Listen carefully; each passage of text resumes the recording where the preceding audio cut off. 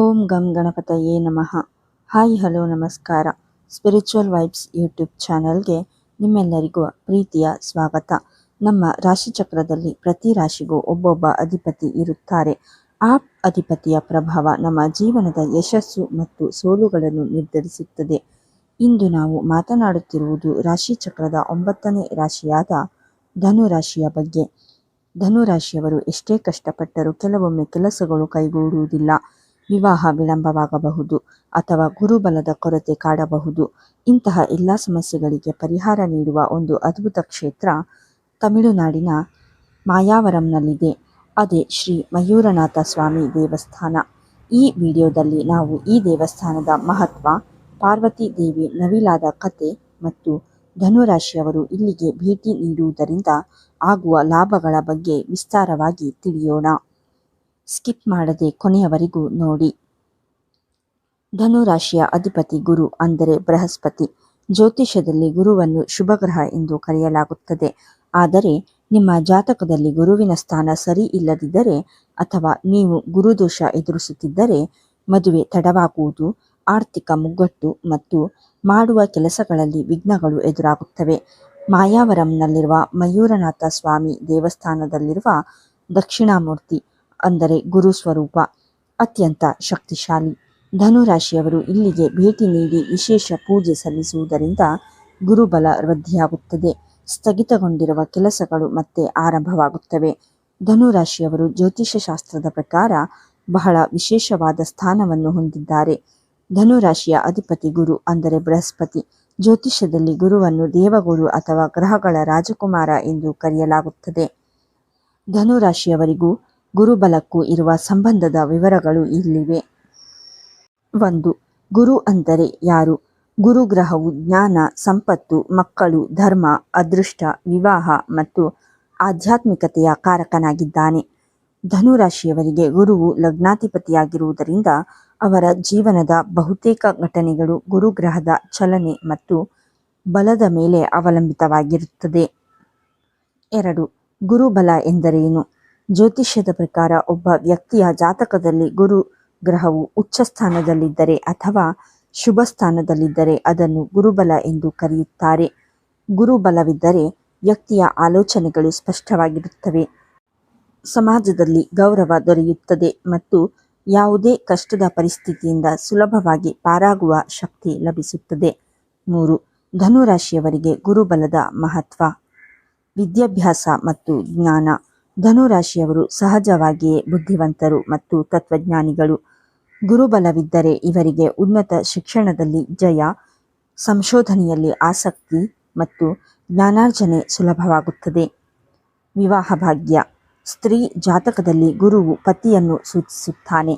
ಧನು ರಾಶಿಯವರಿಗೆ ಗುರುಬಲ ಇಲ್ಲದಿದ್ದರೆ ವಿವಾಹದಲ್ಲಿ ವಿಳಂಬ, ಸಂಗಾತಿಯೊಂದಿಗೆ ಹೊಂದಾಣಿಕೆಯ ಕೊರತೆ ಉಂಟಾಗಬಹುದು. ಗುರುಬಲವಿದ್ದರೆ ಸಕಾಲದಲ್ಲಿ ಮದುವೆಯಾಗಿ ದಾಂಪತ್ಯ ಸುಖ ಲಭಿಸುತ್ತದೆ. ವೃತ್ತಿ ಮತ್ತು ಆರ್ಥಿಕತೆ. ಕೆಲಸದಲ್ಲಿ ಬಡ್ತಿ, ವ್ಯಾಪಾರದಲ್ಲಿ ಲಾಭ ಮತ್ತು ಹಣಕಾಸಿನ ಸ್ಥಿರತೆಗೆ ಗುರುಬಲ ಅತಿ ಮುಖ್ಯ. ಗುರುವು ಸಂಪತ್ತಿನ ಕಾರಕನಾಗಿರುವುದರಿಂದ ಈ ರಾಶಿಯವರು ಮಾಡುವ ಹೂಡಿಕೆಗಳು ಗುರುಬಲವಿದ್ದಾಗ ಉತ್ತಮ ಲಾಭ ತರುತ್ತವೆ. ಆರೋಗ್ಯ. ಗುರುಬಲ ಕಡಿಮೆಯಾದಾಗ ಸಾಮಾನ್ಯವಾಗಿ ಯಕೃತ್, ಜೀರ್ಣಕ್ರಿಯೆ ಮತ್ತು ಮಧುಮೇಹದಂತಹ ಸಮಸ್ಯೆಗಳು ಕಾಣಿಸಿಕೊಳ್ಳಬಹುದು. ಗುರುವು ಬಲವಾಗಿದ್ದರೆ ಆರೋಗ್ಯ ಉತ್ತಮವಾಗಿರುತ್ತದೆ. 4.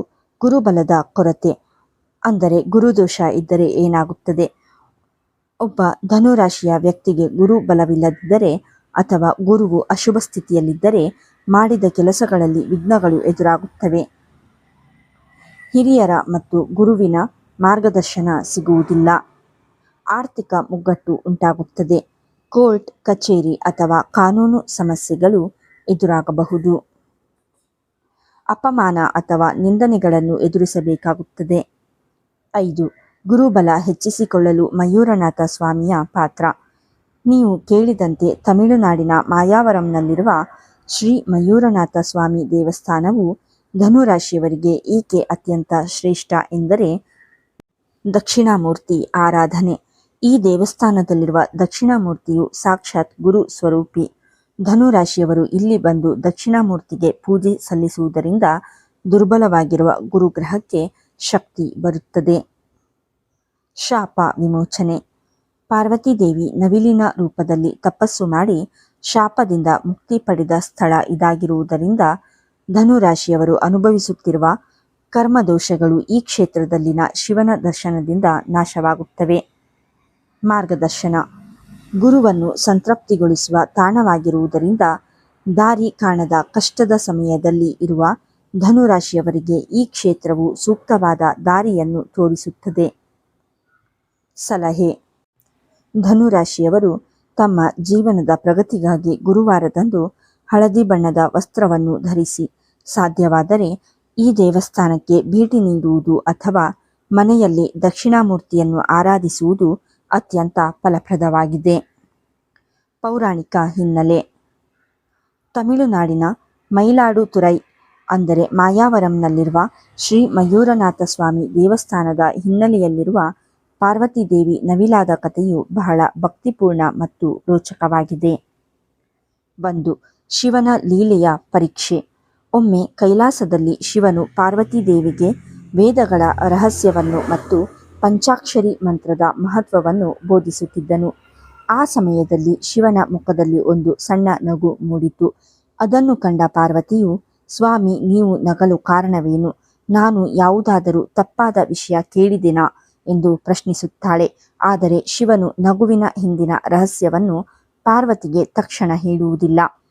ಪಾರ್ವತಿಯು ತಾನು ಕೇಳಿದ ಪ್ರಶ್ನೆಗೆ ಶಿವನು ಉತ್ತರ ನೀಡಲಿಲ್ಲ ಎಂದು ತುಸು ಕೋಪಗೊಳ್ಳುತ್ತಾಳೆ ಮತ್ತು ಶಿವನ ಕಾರ್ಯವೈಖರಿಯ ಬಗ್ಗೆ ಅನುಮಾನ ವ್ಯಕ್ತಪಡಿಸುತ್ತಾಳೆ. 2. ಶಾಪದ ಸನ್ನಿವೇಶ. ಶಿವನು ಪಾರ್ವತಿಯ ಅನುಮಾನವನ್ನು ಕಂಡು ಕೋಪಗೊಳ್ಳುತ್ತಾನೆ. ದೈವಿಕ ರಹಸ್ಯಗಳನ್ನು ಅರಿಯಲು ಮತ್ತು ಅಹಂಕಾರವನ್ನು ಕಳೆಯಲು ಪಾರ್ವತಿಯು ಭೂಲೋಕಕ್ಕೆ ಹೋಗಿ ಮನುಷ್ಯರಂತೆ ಕಷ್ಟ ಅನುಭವಿಸಬೇಕೆಂದು ಶಾಪ ನೀಡುತ್ತಾನೆ. ಶಿವನು ಹೇಳುತ್ತಾನೆ, ನೀನು ಮಯೂರ ಅಂದರೆ ನವಿಲು ರೂಪವನ್ನು ಧರಿಸಿ ಭೂಲೋಕಕ್ಕೆ ಹೋಗಿ ಅಲ್ಲಿ ನನ್ನನ್ನು ಕುರಿತು ತಪಸ್ಸು ಮಾಡಿ ಶಾಪ ವಿಮೋಚನೆ ಪಡೆದು ಬಾ. 3. ಮಾಯಾವರಂನಲ್ಲಿ ತಪಸ್ಸು. ಶಿವನ ಶಾಪದಂತೆ ಪಾರ್ವತಿಯು ಭೂಲೋಕಕ್ಕೆ ಬಂದು ಮಾಯಾವರಂ ಅಂದರೆ ಮಯಿಲಾಡುತುರೈ ಎಂಬ ಸುಂದರವಾದ ಸ್ಥಳಕ್ಕೆ ತಲುಪುತ್ತಾಳೆ. ಇಲ್ಲಿನ ಕಾವೇರಿ ನದಿಯ ತೀರದಲ್ಲಿ ಶಿವನನ್ನು ಒಲಿಸಿಕೊಳ್ಳಲು ಅವಳು ನವಿಲಿನ ರೂಪದಲ್ಲಿ ಕಠಿಣ ತಪಸ್ಸನ್ನು ಆರಂಭಿಸುತ್ತಾಳೆ. ನವಿಲಿನ ಆರಾಧನೆ. ನವಿಲು ಸುಂದರವಾದ ಪಕ್ಷಿ, ಆದರೆ ಅದು ಅಹಂಕಾರದ ಸಂಕೇತವೂ ಹೌದು. ಪಾರ್ವತಿಯು ತನ್ನಲ್ಲಿರುವ ಅಹಂಕಾರವನ್ನು ಸಂಪೂರ್ಣವಾಗಿ ತೊರೆದು ಭಕ್ತಿಯಿಂದ ಶಿವಲಿಂಗವನ್ನು ಪೂಜಿಸುತ್ತಾಳೆ. ತಪಸ್ಸಿನ ತೀವ್ರತೆ. ಆ ಸ್ಥಳದಲ್ಲಿ ಶಿವಲಿಂಗವನ್ನು ಸ್ಥಾಪಿಸಿ ನಿತ್ಯವೂ ಶಿವನ ನಾಮಸ್ಮರಣೆ ಮಾಡುತ್ತಾಳೆ. ಅವಳ ಭಕ್ತಿಗೆ ಮೆಚ್ಚಿದ ಶಿವನು ತಪಸ್ಸು ಪೂರ್ಣಗೊಳ್ಳುವ ಸಮಯಕ್ಕೆ ಆ ಸ್ಥಳಕ್ಕೆ ಬರುತ್ತಾನೆ. 4. ಶಾಪ ವಿಮೋಚನೆ ಮತ್ತು ನಾಮಕರಣ. ಶಿವನು ಪಾರ್ವತಿಯ ಮುಂದೆ ಪ್ರತ್ಯಕ್ಷನಾಗಿ ಅವಳ ತಪಸ್ಸನ್ನು ಮೆಚ್ಚಿ ಶಾಪವನ್ನು ಹಿಂಪಡೆಯುತ್ತಾನೆ. ಅವಳು ನವಿಲಿನ ರೂಪದಲ್ಲಿ ಶಿವನನ್ನು ಪೂಜಿಸಿದ್ದರಿಂದ ಶಿವನು ಆಕೆಗೆ ಮಯೂರಂಬಾಳ್ ಅಂದರೆ ನವಿಲನ್ನು ಆರಾಧಿಸಿದವಳು ಎಂಬ ಹೆಸರನ್ನು ನೀಡುತ್ತಾನೆ ಮತ್ತು ತಾನು ಮಯೂರನಾಥರ್ ಎಂದು ಪ್ರಸಿದ್ಧನಾಗುತ್ತಾನೆ. ಅಂದಿನಿಂದ ಆ ಕ್ಷೇತ್ರವು ಪಾರ್ವತೀದೇವಿ ಶಿವನ ದರ್ಶನ ಪಡೆದ ಪುಣ್ಯಭೂಮಿಯಾಗಿ ಭಕ್ತರ ಇಷ್ಟಾರ್ಥಗಳನ್ನು ಸಿದ್ಧಿಗೊಳಿಸುವ ಕ್ಷೇತ್ರವಾಗಿ ಖ್ಯಾತಿ ಪಡೆಯಿತು. 5. ಈ ಕಥೆಯು ಧನುರಾಶಿಯವರಿಗೆ ಹೇಗೆ ಸಂಬಂಧಿಸಿದೆ? ಈ ಸ್ಥಳ ಪುರಾಣದಲ್ಲಿ ನಮಗೆ ಸಿಗುವ ಸಂದೇಶವೆಂದರೆ ಪರಿವರ್ತನೆ.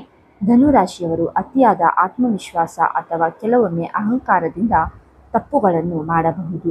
ಆದರೆ ಪಾರ್ವತೀದೇವಿ ಹೇಗೆ ನವಿಲಿನ ರೂಪದಲ್ಲಿ ತಪಸ್ಸು ಮಾಡಿ ತನ್ನನ್ನು ತಾನು ಶುದ್ಧೀಕರಿಸಿಕೊಂಡಳೋ ಹಾಗೆಯೇ ಧನುರಾಶಿಯವರು ಈ ದೇವಸ್ಥಾನಕ್ಕೆ ಭೇಟಿ ನೀಡಿದಾಗ ತಮ್ಮಲ್ಲಿರುವ ಅಹಂಕಾರ ಮತ್ತು ಅಡೆತಡೆಗಳನ್ನು ನಿವಾರಿಸಿಕೊಂಡು ಶಿವನ ಕೃಪೆಗೆ ಪಾತ್ರರಾಗುತ್ತಾರೆ. ಪಾರ್ವತೀದೇವಿ ಶಾಪದಿಂದ ಮುಕ್ತಿ ಪಡೆದಂತೆ ಧನುರಾಶಿಯವರು ತಮ್ಮ ಜಾತಕದ ದೋಷಗಳಿಂದ ಮುಕ್ತಿ ಪಡೆಯಲು ಈ ದೇವಸ್ಥಾನದ ಭೇಟಿ ಬಹಳ ಸಹಕಾರಿಯಾಗಿದೆ. ಶಾಪವನ್ನು ವರವಾಗಿ ಬದಲಾಯಿಸಿಕೊಳ್ಳುವ ಶಕ್ತಿ ಈ ಕ್ಷೇತ್ರಕ್ಕಿದೆ. ಈ ದೇವಸ್ಥಾನಕ್ಕೆ ಮಯೂರನಾಥ ಎಂಬ ಹೆಸರು ಬರಲು ಒಂದು ರೋಚಕ ಕಥೆಯಿದೆ. ಒಮ್ಮೆ ಪಾರ್ವತೀದೇವಿಯು ಶಿವನನ್ನು ಅನುಮಾನಿಸುತ್ತಾಳೆ. ಇದರಿಂದ ಕೋಪಗೊಂಡ ಶಿವನು ಪಾರ್ವತಿಗೆ ಮಯೂರ ಅಂದರೆ ನವಿಲಾಗಿ ಹುಟ್ಟುವಂತೆ ಶಾಪ ನೀಡುತ್ತಾನೆ. ತನ್ನ ತಪ್ಪಿನ ಅರಿವಾದ ಪಾರ್ವತಿಯು ಈ ಮಾಯಾವರಂ ಕ್ಷೇತ್ರಕ್ಕೆ ಬಂದು ಶಿವನನ್ನು ಕುರಿತು ಘೋರ ತಪಸ್ಸು ಮಾಡುತ್ತಾಳೆ ನವಿಲಿನ ರೂಪದಲ್ಲಿ ಶಿವನನ್ನು ಆರಾಧಿಸಿ ಶಾಪ ವಿಮೋಚನೆ ಪಡೆಯುತ್ತಾಳೆ. ಶಿವನು ಪಾರ್ವತಿಯ ಭಕ್ತಿಗೆ ಮೆಚ್ಚಿ ಆಕೆಗೆ ದರ್ಶನ ನೀಡಿ ಮತ್ತೆ ತನ್ನ ಅರ್ಧಾಂಗಿಯನ್ನಾಗಿ ಸ್ವೀಕರಿಸುತ್ತಾನೆ. ಮಯೂರ ಅಂದರೆ ನವಿಲು ರೂಪದ ದೇವಿಗೆ ನಾಥನಾಗಿ ಅಂದರೆ ಒಡೆಯನಾಗಿ ಇಲ್ಲಿ ಶಿವ ನೆಲೆಸಿದ್ದರಿಂದ ಈತನಿಗೆ ಮಯೂರನಾಥರ್ ಎಂಬ ಹೆಸರು ಬಂದಿದೆ. ಶ್ರೀ ಮಯೂರನಾಥ ಸ್ವಾಮಿ ದೇವಸ್ಥಾನದ ವಾಸ್ತುಶಿಲ್ಪ ಮತ್ತು ಅಲ್ಲಿರುವ 16 ಶಿವಲಿಂಗಗಳ ರಹಸ್ಯವು ಅತ್ಯಂತ ಆಸಕ್ತಿದಾಯಕವಾಗಿದೆ. ಇದು ಕೇವಲ ಒಂದು ಕಟ್ಟಡವಲ್ಲ, ಬದಲಾಗಿ ಆಧ್ಯಾತ್ಮಿಕ ಮತ್ತು ಜ್ಯಾಮಿತೀಯ ಶಕ್ತಿಯ ಕೇಂದ್ರವಾಗಿದೆ. ಇದರ ವಿವರಗಳು ಇಲ್ಲಿವೆ. 1. ಅದ್ಭುತ ವಾಸ್ತುಶಿಲ್ಪ. ಈ ದೇವಸ್ಥಾನವು ಚೋಳರ ಕಾಲದ ವಾಸ್ತುಶಿಲ್ಪದ ಶೈಲಿಯನ್ನು ಹೊಂದಿದೆ. ಇದರ ವೈಶಿಷ್ಟ್ಯವೆಂದರೆ ಗರ್ಭಗುಡಿ ಮತ್ತು ಗೋಪುರ. ದೇವಸ್ಥಾನದ ರಾಜಗೋಪುರವು ಅತ್ಯಂತ ಎತ್ತರವಾಗಿದ್ದು ದ್ರಾವಿಡ ಶೈಲಿಯ ಕೆತ್ತನೆಗಳಿಂದ ಕೂಡಿದೆ. ಗರ್ಭಗುಡಿಯು ದೇವಸ್ಥಾನದ ಅತ್ಯಂತ ಶಕ್ತಿಶಾಲಿ ಬಿಂದುವಾಗಿದ್ದು ಅಲ್ಲಿ ಶಿವನು ಮಯೂರನಾಥನಾಗಿ ಭಕ್ತರಿಗೆ ದರ್ಶನ ನೀಡುತ್ತಾನೆ. ಮಂಟಪಗಳು. ದೇವಸ್ಥಾನದ ಆವರಣದಲ್ಲಿರುವ ಕಲ್ಲಿನ ಮಂಟಪಗಳು ಸಾವಿರಾರು ವರ್ಷಗಳ ಇತಿಹಾಸವನ್ನು ಸಾರುತ್ತವೆ. ಇಲ್ಲಿರುವ ಕಂಬಗಳ ಮೇಲಿನ ಸೂಕ್ಷ್ಮ ಕೆತ್ತನೆಗಳು ಆಗಿನ ಕಾಲದ ವಾಸ್ತುಶಿಲ್ಪದ ಜಾಣ್ಮೆಯನ್ನು ತೋರಿಸುತ್ತವೆ. ಶಕ್ತಿ ಕೇಂದ್ರಗಳು. ದೇವಸ್ಥಾನವನ್ನು ನಿರ್ಮಿಸುವಾಗ ವಾಸ್ತುಶಾಸ್ತ್ರದ ನಿಯಮಗಳನ್ನು ಅನುಸರಿಸಿ ನಕಾರಾತ್ಮಕ ಶಕ್ತಿಯನ್ನು ಹೊರಹಾಕಿ ಧನಾತ್ಮಕ ಶಕ್ತಿಯನ್ನು ಕೇಂದ್ರೀಕರಿಸುವಂತೆ ವಿನ್ಯಾಸಗೊಳಿಸಲಾಗಿದೆ. 2. 16 ಶಿವಲಿಂಗಗಳ ರಹಸ್ಯ. ಈ ದೇವಸ್ಥಾನದ ಅತ್ಯಂತ ದೊಡ್ಡ ಆಕರ್ಷಣೆ ಮತ್ತು ರಹಸ್ಯವೆಂದರೆ ಇಲ್ಲಿನ 16 ಶಿವಲಿಂಗಗಳು. ಇವುಗಳ ಮಹತ್ವ ಹೀಗಿದೆ. ಪೌರ್ಣಮಿಯ ನಂಟು. ಪುರಾಣಗಳ ಪ್ರಕಾರ ಈ 16 ಲಿಂಗಗಳು ಶಿವನ 16 ಕಲೆಗಳ ಸಂಕೇತವಾಗಿವೆ, ಅಂದರೆ ಷೋಡಶ ಕಲೆಗಳು. ಪೌರ್ಣಮಿಯ ದಿನದಂದು ಚಂದ್ರನ ಬೆಳಕಿನಲ್ಲಿ ಈ 16 ಲಿಂಗಗಳನ್ನು ದರ್ಶನ ಮಾಡುವುದು ಅತ್ಯಂತ ಪವಿತ್ರವೆಂದು ಭಾವಿಸಲಾಗುತ್ತದೆ. ಗಿರಿವಲಂನ ಪರ್ಯಾಯ. ತಿರುವನ್ನಾಮಲೈಗೆ ಹೋಗಿ ಗಿರಿವಲಂ ಅಂದರೆ ಬೆಟ್ಟಕ್ಕೆ ಪ್ರದಕ್ಷಿಣೆ ಮಾಡುವುದು ಎಲ್ಲರಿಗೂ ಸಾಧ್ಯವಿಲ್ಲ. ಆದರೆ ಈ ಆಲಯದಲ್ಲಿರುವ 16 ಶಿವಲಿಂಗಗಳನ್ನು ಪೌರ್ಣಮಿಯಂದು 16 ಬಾರಿ ಪ್ರದಕ್ಷಿಣೆ ಮಾಡುವುದರಿಂದ ತಿರುವನ್ನಾಮಲೈ ಗಿರಿವಲಂ ಮಾಡಿದಷ್ಟೇ ಪುಣ್ಯ ಲಭಿಸುತ್ತದೆ ಎಂಬ ನಂಬಿಕೆ ಇದೆ. ಆಧ್ಯಾತ್ಮಿಕ ತೂಕ. ಈ 16 ಲಿಂಗಗಳು ಧನುರಾಶಿಯವರ ಜಾತಕದಲ್ಲಿರುವ 16 ಬಗೆಯ ದೋಷಗಳನ್ನು ನಿವಾರಿಸುವ ಶಕ್ತಿಯನ್ನು ಹೊಂದಿವೆ ಎಂದು ಜ್ಯೋತಿಷಿಗಳು ಹೇಳುತ್ತಾರೆ. ಪ್ರತಿಯೊಂದು ಲಿಂಗಕ್ಕೂ ಒಂದೊಂದು ವಿಶೇಷ ಪೂಜಾ ವಿಧಾನವಿದೆ. 3. ಶಕ್ತಿ ಸಂಚಯನ. ದೇವಸ್ಥಾನದ ವಿನ್ಯಾಸವು ಪ್ರದಕ್ಷಿಣೆ ಪಥದ ಮೂಲಕ ಭಕ್ತನ ಶರೀರ ಮತ್ತು ಮನಸ್ಸಿನಲ್ಲಿರುವ ನಕಾರಾತ್ಮಕತೆಯನ್ನು ಹೋಗಲಾಡಿಸಿ ಧನಾತ್ಮಕ ಶಕ್ತಿಯನ್ನು ಪ್ರೇರೇಪಿಸುತ್ತದೆ. 16 ಲಿಂಗಗಳನ್ನು ಸುತ್ತುವಾಗ ಭಕ್ತನ ಮನಸ್ಸು ಏಕಾಗ್ರವಾಗುತ್ತದೆ. ಇದು ಧ್ಯಾನದ ಸ್ಥಿತಿಗೆ ತಲುಪಲು ಸಹಾಯ ಮಾಡುತ್ತದೆ. 4. ದೇವಸ್ಥಾನದ ಕೊಳ. ದೇವಸ್ಥಾನದ ಹೊರಗೆ ಇರುವ ವಿಶಾಲವಾದ ಪವಿತ್ರ ಕೊಳವು ವಾಸ್ತುಶಿಲ್ಪದ ಒಂದು ಭಾಗವಾಗಿದೆ. ಇದು ಪರಿಸರದ ಉಷ್ಣತೆಯನ್ನು ನಿಯಂತ್ರಿಸುವುದರ ಜೊತೆಗೆ ದೇವಸ್ಥಾನದ ಒಳಗಿನ ಶಕ್ತಿಯನ್ನು ಸಮತೋಲನದಲ್ಲಿಡುತ್ತದೆ. ಇಲ್ಲಿ ಸ್ನಾನ ಮಾಡುವುದು ಆತ್ಮಶುದ್ಧಿಗೆ ಸಮಾನವಾಗಿದೆ. ಈ ದೇವಸ್ಥಾನದಲ್ಲಿರುವ 16 ಶಿವಲಿಂಗಗಳನ್ನು ಷೋಡಶ ಲಿಂಗಗಳು, ಷೋಡಶ ಎಂದರೆ 16 ಎಂದು ಕರೆಯಲಾಗುತ್ತದೆ ಮತ್ತು 16 ಲಿಂಗಗಳು ಶಿವನ 16 ಗುಣಗಳ ಪ್ರತಿರೂಪ ಎಂದು ಹೇಳಲಾಗಿದೆ. ಈ ಲಿಂಗಗಳು ಶಿವನ 16 ಕಲೆಗಳು ಮತ್ತು ಜ್ಯೋತಿಷ್ಯದ 16 ಪ್ರಮುಖ ಅಂಶಗಳ ಸಂಕೇತವಾಗಿವೆ. ಈ ಲಿಂಗಗಳನ್ನು ಸಾಮಾನ್ಯವಾಗಿ ಇಡೀ ದೇವಸ್ಥಾನದ ಆವರಣದಲ್ಲಿ ವಿವಿಧ ಮಂಟಪಗಳಲ್ಲಿ ಪ್ರತಿಷ್ಠಾಪಿಸಲಾಗಿದೆ. ಇವುಗಳ ನಿರ್ದಿಷ್ಟ ನಾಮಾವಳಿಗಳು ಆಧ್ಯಾತ್ಮಿಕ ಗ್ರಂಥಗಳಲ್ಲಿ ಹೀಗಿವೆ. 1. ಅಮೃತಲಿಂಗ ಅಂದರೆ ಅಮರತ್ವವನ್ನು ನೀಡುವುದು. 2. ಅಭಯಲಿಂಗ ಅಂದರೆ ಭಯವನ್ನು ಹೋಗಲಾಡಿಸುವುದು. 3. ಕಾಮಲಿಂಗ ಅಂದರೆ ಇಷ್ಟಾರ್ಥಗಳನ್ನು ಸಿದ್ಧಿಗೊಳಿಸುವುದು. 4. ಧರ್ಮಲಿಂಗ ಅಂದರೆ ಧರ್ಮ ಮಾರ್ಗದಲ್ಲಿ ನಡೆಯಲು ಪ್ರೇರೇಪಿಸುವುದು. 5. ಅರ್ಥಲಿಂಗ ಅಂದರೆ ಸಂಪತ್ತಿನ ವೃದ್ಧಿಗೆ. 6. ಮೋಕ್ಷಲಿಂಗ ಅಂದರೆ ಮುಕ್ತಿಯನ್ನು ನೀಡುವುದು. 7. ಜ್ಞಾನಲಿಂಗ ಬುದ್ಧಿವಂತಿಕೆ ಮತ್ತು ವಿದ್ಯಾಭ್ಯಾಸಕ್ಕಾಗಿ. 8. ಯೋಗಲಿಂಗ ಧ್ಯಾನ ಮತ್ತು ಆಧ್ಯಾತ್ಮಿಕ ಶಕ್ತಿಗಾಗಿ. 9. ವೈರಾಗ್ಯಲಿಂಗ ಸಂಸಾರದ ಆಸೆಗಳನ್ನು ಕಡಿಮೆ ಮಾಡಲು. 10. ಐಶ್ವರ್ಯಲಿಂಗ ಸಕಲ ಸೌಭಾಗ್ಯಕ್ಕಾಗಿ. 11. ಕೀರ್ತಿಲಿಂಗ ಹೆಸರು ಮತ್ತು ಯಶಸ್ಸಿಗಾಗಿ. 12. ಶಾಂತಿಲಿಂಗ ಮನಸ್ಸಿನ ನೆಮ್ಮದಿಗಾಗಿ. 13. ಆರೋಗ್ಯಲಿಂಗ ದೇಹದ ದೃಢತೆಗಾಗಿ. 14. ವಿಜಯಲಿಂಗ ಜಯವನ್ನು ಸಾಧಿಸಲು. 15. ಸೌಭಾಗ್ಯಲಿಂಗ ಕುಟುಂಬದ ಒಳಿತಿಗಾಗಿ 16 ಮಯೂರ ಲಿಂಗ. ಇದು ಮುಖ್ಯ ಲಿಂಗ. ಪಾರ್ವತೀದೇವಿ ಪೂಜಿಸಿದ ಮಯೂರನಾಥನ ರೂಪ. ಇವುಗಳ ವಿಶೇಷತೆ: ಧನುರಾಶಿಯ ಅಧಿಪತಿ ಗುರು ಅಂದರೆ ಬೃಹಸ್ಪತಿ.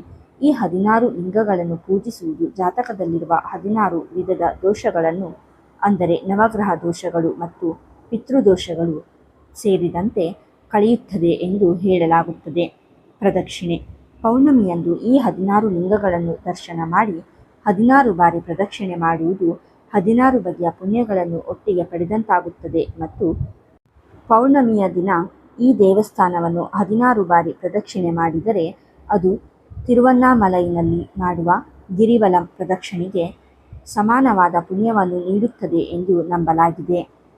ಈ ದೇವಸ್ಥಾನಕ್ಕೆ ಭೇಟಿ ನೀಡುವುದರಿಂದ ಧನುರಾಶಿಯವರಿಗೆ ಸಿಗುವ ವಿಶೇಷ ಲಾಭಗಳು: ಈ ದೇವಸ್ಥಾನವು ಗುರುಬಲವನ್ನು ಹೆಚ್ಚಿಸುವ ಮತ್ತು ಜೀವನದ ವಿವಿಧ ಅಡೆತಡೆಗಳನ್ನು ನಿವಾರಿಸುವ ಶಕ್ತಿಯನ್ನು ಹೊಂದಿದೆ. 1. ವಿವಾಹ ಮತ್ತು ಕಂಕಣ ಭಾಗ್ಯ ವಿಳಂಬ ನಿವಾರಣೆ. ಹಲವು ಧನುರಾಶಿಯವರು ಜಾತಕದಲ್ಲಿ ಗುರು ದೋಷದಿಂದಾಗಿ ಮದುವೆ ವಿಳಂಬವಾಗುವುದನ್ನು ಅನುಭವಿಸುತ್ತಿರುತ್ತಾರೆ. ಈ ದೇವಸ್ಥಾನದಲ್ಲಿರುವ ದಕ್ಷಿಣಾಮೂರ್ತಿಗೆ ಅಂದರೆ ಗುರು ಸ್ವರೂಪ ವಿಶೇಷ ಪೂಜೆ ಸಲ್ಲಿಸುವುದರಿಂದ ವಿವಾಹಕ್ಕೆ ಎದುರಾಗುವ ಅಡೆತಡೆಗಳು ದೂರವಾಗುತ್ತವೆ. ಸಂಗಾತಿಯೊಂದಿಗಿನ ಸಾಮರಸ್ಯ: ದಾಂಪತ್ಯದಲ್ಲಿ ಕಲಹಗಳಿದ್ದರೆ ಅಥವಾ ತೀವ್ರ ಮನಸ್ತಾಪವಿದ್ದರೆ ಇಲ್ಲಿನ ಶಿವನ ಪೂಜೆಯು ದಂಪತಿಗಳ ನಡುವೆ ಹೊಸ ಪ್ರೀತಿಯನ್ನು ಮತ್ತು ತಿಳುವಳಿಕೆಯನ್ನು ಮೂಡಿಸುತ್ತದೆ. 2. ವೃತ್ತಿಜೀವನದಲ್ಲಿ ಏಳಿಗೆ, ಉದ್ಯೋಗದ ಭದ್ರತೆ: ಕೆಲಸದಲ್ಲಿ ಪದೇ ಪದೇ ತೊಂದರೆಗಳು ಎದುರಾಗುತ್ತಿದ್ದರೆ, ಕೆಲಸ ಕಳೆದುಕೊಳ್ಳುವ ಭಯವಿದ್ದರೆ ಅಥವಾ ಬಡ್ತಿ ಸಿಗದೆ ನಿರಾಶರಾಗಿದ್ದರೆ ಈ ಕ್ಷೇತ್ರಕ್ಕೆ ಭೇಟಿ ನೀಡುವುದು ಬಹಳ ಒಳ್ಳೆಯದು. ನಿರುದ್ಯೋಗಿಗಳಿಗೆ ಅವಕಾಶ: ಉದ್ಯೋಗಕ್ಕಾಗಿ ಹುಡುಕಾಟ ನಡೆಸುತ್ತಿರುವ ಧನುರಾಶಿಯವರಿಗೆ ಮಯೂರನಾಥ ಸ್ವಾಮಿಯ ಕೃಪೆಯಿಂದ ಸೂಕ್ತವಾದ ಕೆಲಸ ದೊರೆಯುವ ಅವಕಾಶಗಳು ಹೆಚ್ಚಾಗುತ್ತವೆ. 3. ಆರ್ಥಿಕ ಅಭಿವೃದ್ಧಿ ಮತ್ತು ಸಾಲಬಾಧೆ ಮುಕ್ತಿ. ಗುರುವು ಸಂಪತ್ತಿನ ಕಾರಕ. ಧನುರಾಶಿಯವರು ಆರ್ಥಿಕವಾಗಿ ಕಷ್ಟದಲ್ಲಿದ್ದರೆ ಅಥವಾ ಸಾಲದ ಸುಳಿಯಲ್ಲಿ ಸಿಲುಕಿದ್ದರೆ ಈ ದೇವಸ್ಥಾನದ ಪವಿತ್ರ ಪರಿಸರವು ಅವರಿಗೆ ಹಣಕಾಸಿನ ಹರಿವನ್ನು ಹೆಚ್ಚಿಸಲು ಸಹಾಯ ಮಾಡುತ್ತದೆ. ಅನಗತ್ಯ ಖರ್ಚುಗಳು ಕಡಿಮೆಯಾಗುತ್ತವೆ. 4. ವಿದ್ಯೆ ಮತ್ತು ಜ್ಞಾನ: ವಿದ್ಯಾರ್ಥಿಗಳಿಗೆ ವರದಾನ. ಸ್ಪರ್ಧಾತ್ಮಕ ಪರೀಕ್ಷೆಗಳಿಗೆ ಸಿದ್ಧರಾಗುತ್ತಿರುವ ಅಥವಾ ಉನ್ನತ ಶಿಕ್ಷಣಕ್ಕಾಗಿ ಪ್ರಯತ್ನಿಸುತ್ತಿರುವ ಧನುರಾಶಿಯ ವಿದ್ಯಾರ್ಥಿಗಳು ಇಲ್ಲಿನ ದಕ್ಷಿಣಾಮೂರ್ತಿಗೆ ಅರಶಿನ ಅಥವಾ ಹಳದಿ ಬಣ್ಣದ ಹೂವುಗಳನ್ನು ಅರ್ಪಿಸಿ ಪ್ರಾರ್ಥಿಸಿದರೆ ಏಕಾಗ್ರತೆ ಮತ್ತು ಜ್ಞಾನ ಹೆಚ್ಚಾಗುತ್ತದೆ. 5. ಆರೋಗ್ಯ ಸುಧಾರಣೆ: ದೀರ್ಘಕಾಲದ ಕಾಯಿಲೆಗಳು, ವಿಶೇಷವಾಗಿ ಅಕ್ಟೋಬರ್ ಮತ್ತು ನವೆಂಬರ್ ತಿಂಗಳಲ್ಲಿ ಇಲ್ಲಿನ ಪವಿತ್ರ ಕೊಳದಲ್ಲಿ ಸ್ನಾನ ಮಾಡುವುದು ಧನುರಾಶಿಯವರಿಗೆ ಅದ್ಭುತ ಫಲ ನೀಡುತ್ತದೆ. ಇದು ಶರೀರದ ನಂಜು ಅಥವಾ ಕಲ್ಮಶಗಳನ್ನು ಹೋಗಲಾಡಿಸಿ ನರ ಸಂಬಂಧಿ ಮತ್ತು ಚರ್ಮದ ಕಾಯಿಲೆಗಳಿಂದ ಮುಕ್ತಿ ನೀಡುತ್ತದೆ ಎಂಬ ನಂಬಿಕೆ ಇದೆ. 6. ಪೌರ್ಣಮಿಯ ವಿಶೇಷ ಫಲ: ಇಲ್ಲಿರುವ 16 ಶಿವಲಿಂಗಗಳಿಗೆ ಪೌರ್ಣಮಿಯಂದು 16 ಬಾರಿ ಪ್ರದಕ್ಷಿಣೆ ಹಾಕುವುದು ಒಂದು ವಿಶೇಷ ಸಂಕಲ್ಪ. ಇದು ಧನುರಾಶಿಯವರ ಮನಸ್ಸಿನಲ್ಲಿರುವ ಅತಿದೊಡ್ಡ ಆತಂಕ ಅಥವಾ ಭಯವನ್ನು ಹೋಗಲಾಡಿಸುತ್ತದೆ. ಇದು ತಿರುವಣ್ಣಾಮಲೈಗೆ ಹೋಗಿ ಗಿರಿವಲಂ ಮಾಡಿದಷ್ಟೇ ಪುಣ್ಯವನ್ನು ನೀಡುತ್ತದೆ. 7. ದೋಷ ನಿವಾರಣೆ: ನಿಮ್ಮ ಜಾತಕದಲ್ಲಿ ಗುರು ಚಂಡಾಲ ಯೋಗ ಅಥವಾ ಗುರು ದೋಷಗಳಿದ್ದರೆ ಈ ಮಯೂರನಾಥನ ದೇವಸ್ಥಾನವು ಅದಕ್ಕೆ ಅತ್ಯಂತ ಪರಿಣಾಮಕಾರಿ ಪರಿಹಾರ ಕ್ಷೇತ್ರವಾಗಿದೆ. ಇಲ್ಲಿನ ಶಿವನು ಭಕ್ತರ ಶಾಪಗಳನ್ನು ವರವಾಗಿ ಪರಿವರ್ತಿಸುವ ಶಕ್ತಿ ಹೊಂದಿದ್ದಾನೆ. 8. ಸಂತಾನ ಭಾಗ್ಯ: ಗುರುಬಲವಿಲ್ಲದೆ ಸಂತಾನ ಸುಖದಿಂದ ವಂಚಿತರಾದವರಿಗೆ ಮಯೂರನಾಥನ ಕೃಪೆ ದೊರೆಯುತ್ತದೆ. ವಿಶೇಷ ಸಲಹೆ: ಧನುರಾಶಿಯವರು ಈ ದೇವಸ್ಥಾನಕ್ಕೆ ಹೋಗುವಾಗ ಸಾಧ್ಯವಾದರೆ ಗುರುವಾರದಂದು ಭೇಟಿ ನೀಡಿ ಹಳದಿ ಬಣ್ಣದ ಬಟ್ಟೆ ಅಥವಾ ಹಳದಿ ಬಣ್ಣದ ಹೂವುಗಳನ್ನು ಸ್ವಾಮಿಗೆ ಅರ್ಪಿಸುವುದು ಅತ್ಯಂತ ಶುಭ. ಇದು ಅವರ ಭಕ್ತಿಯನ್ನು ಹೆಚ್ಚು ಮಾಡುತ್ತದೆ. ಭೇಟಿ ನೀಡುವ ಸಮಯ ಮತ್ತು ತಲುಪುವ ಹಾದಿ: ಧನುರಾಶಿಯವರು ವಿಶೇಷವಾಗಿ ಗುರುವಾರ ಇಲ್ಲಿಗೆ ಭೇಟಿ ನೀಡುವುದು ಅತ್ಯಂತ ಶುಭ. ಸಮಯ: ಬೆಳಿಗ್ಗೆ 6ರಿಂದ 12:30 ಮತ್ತು ಸಂಜೆ 4ರಿಂದ 9:30ರವರೆಗೆ ದೇವಸ್ಥಾನ ತೆರೆದಿರುತ್ತದೆ. ಧನುರಾಶಿಯವರೇ, ನಿಮ್ಮ ಜೀವನದಲ್ಲಿ ಎದುರಾಗುತ್ತಿರುವ ಅಡೆತಡೆಗಳನ್ನು ನಿವಾರಿಸಿಕೊಳ್ಳಲು ಒಮ್ಮೆಯಾದರೂ ಮಾಯಾವರಂನ ಈ ಪವಿತ್ರ ಮಯೂರನಾಥ ಸ್ವಾಮಿ ದೇವಸ್ಥಾನಕ್ಕೆ ಭೇಟಿ ನೀಡಿ. ಆ ಗುರುವಿನ ಕೃಪೆ ನಿಮ್ಮ ಮೇಲಿರಲಿ.